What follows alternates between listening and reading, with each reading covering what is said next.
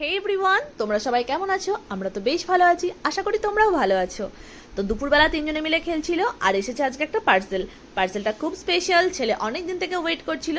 ডিকাথলিন থেকে একটা পার্সেল এসেছে আর এটা হচ্ছে জিকোর স্কেটিং শু। তো জিকোর স্কেটিং শু আছে, স্কোয়াডটা ও ইউজ করে, আর লাইন স্কেচটা ছিল না, তো সেটাই এসেছে। পাপা অর্ডার করে দিয়েছিল, এটা কিছুটা সারপ্রাইজ ছিল। এখানে সারপ্রাইজটা দেখে তো জিকোর আর এক্সাইটমেন্ট আর ধরে না।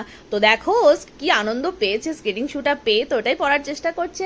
আর আমি রূপকথাকে এখানে বসিয়ে রেখেছি প্র্যাম্পে, তো ও তো বসবে না। দাদা ভাইয়ের এক্সাইটমেন্ট দেখে ওরও কিছু কম যাচ্ছে না, ও এখন ওদের সাথেই যোগদান করবে। ভালো লাগে তোমরা জানিও, আর তোমাদের কোনটা আছে স্কোয়াড না লাইন স্কেট সেটাও জানিও। আর দেখো রূপকথা কেমন দেখছে দাদা ভাইকে। তো জিকো এখন দুটো স্কেটসই পরে নেবে। আর ওকে আমি বলছিলাম এটাই যে এখন তুমি পরে বাড়িতে প্র্যাকটিস করো, বিকেলে যখন ক্লাস হবে তখন যেও। তো ও সেটাই করছিল।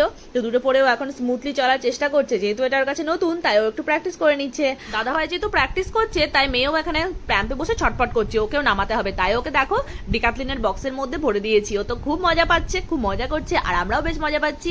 আর এই দেখো আমার ছেলে এখানে এসে ওকে বার্গার কিং এর ক্রাউনটা পরিয়ে দিয়েছে। তো স্কেটিং ম্যাম এসে গেছে, স্কেটিং ক্লাস স্টার্ট হয়ে গেছে, আর জিকো নতুন স্কেটসটা পরে যাচ্ছে, তো ক্লাসে যাচ্ছে। বাই।